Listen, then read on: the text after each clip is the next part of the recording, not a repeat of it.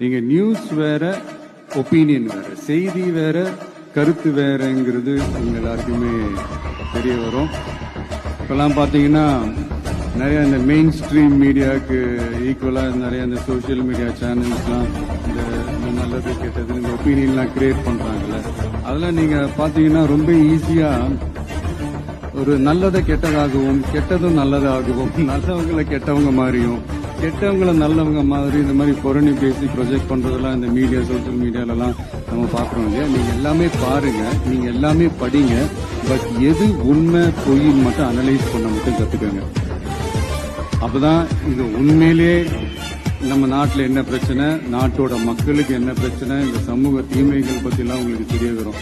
அது தெரிஞ்சுக்கிட்டாலே இந்த ஒரு சில அரசியல் கட்சிகள் செய்யற இந்த பொய்யான பிரச்சாரங்களை எல்லாம் நம்பாமல்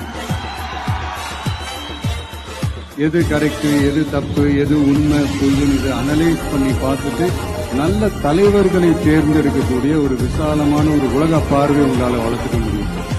அது வந்துட்டாலே அதை விட ஒரு சிறந்த அரசியல் வேற எதுவுமே இருக்க முடியாதுங்க. அதை விட நம்ம நாட்டோட வளர்ச்சிக்கு நீங்க செய்ய போற அந்த பங்களிப்பு வேற எதுவுமே இருக்க முடியாது. அதனால ஒரு